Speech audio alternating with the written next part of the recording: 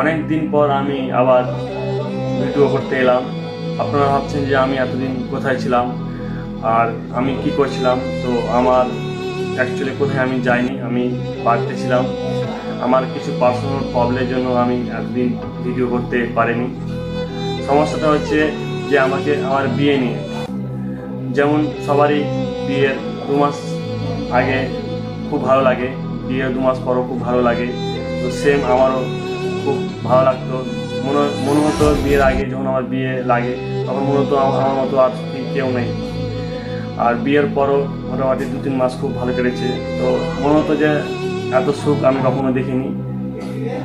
তো তারপরে শুরু হলো আমার বউয়ের আসল রূপ।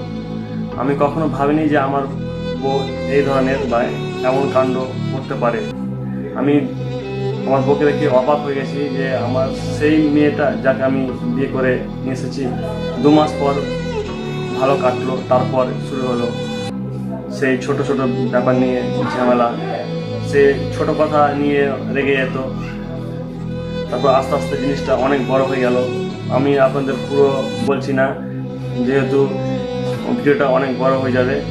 তো আমি জানি যে সেই সময় আমার এত সমস্যা ছিল, আমি আপনাদের পুরোটা বলতে পারছি না। যে দেখবেন যারা বিয়ে করছে তাদের লাইফ সবাই ভালো, কারো ভালো কাটে, কারো আবার অনেক বড় সমস্যা দিয়ে শুরু হয় বা আবার শেষ হয়। তো আমারও সেম সমস্যা শুরু হয়েছে। এখন মোটামুটি জিনিসটা ঠিক হয়েছে, তাই জন্য আমি আবার এলাম যে না, কতদিন আবার এবার থাকবো। তো আমি আবার নতুনভাবে ভিডিওটা শুরু করি। তো তার জন্য আমি আবার এলাম ভিডিও করতে। দেখবেন যে সব ছেলেই বাইরে কাজ করে, তো কাজের এক সমস্যা থাকেই।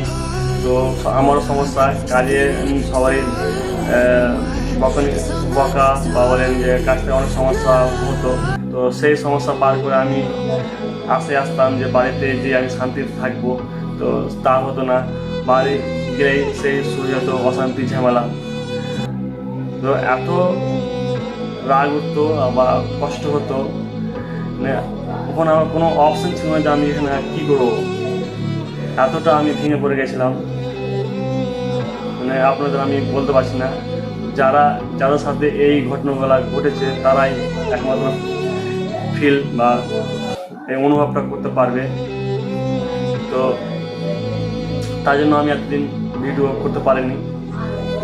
তাই জন্য আমি আবার ভিডিও করতে এলাম। যেভাবে আপনারা আমাকে ভালোবাসা দিয়েছেন সেম ওইভাবেই আমাকে ভালোবাসা দেন, আমার পাশে থাকেন।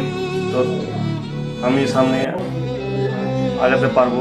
আর আমি একটা কথাই বলবো যে যারা বিয়ে করেননি তারাকেই বলবো যে বিয়ে করেন, ঠিক আছে, টাকা টাকা পয়সা বা রূপ দেখে নয়, গুণ দেখে আপনারা বিয়ে করবেন। মেয়ের গুণ থাকে ভালো, সেই দেখে আপনারা বিয়ে করবেন। তো এই বলে আমি ভিডিওটা শেষ করছি। আর যদি আপনাদের ভিডিওটা ভালো লাগে বা কারোর সাথে এই ধরনের ঘটনা ঘটে থাকে তো কমেন্টে অবশ্যই জানাবেন। আর ভিডিও যদি ভালো লাগে আপনাদের তো অবশ্যই লাইক আর সাবস্ক্রাইবটা করে দিবেন।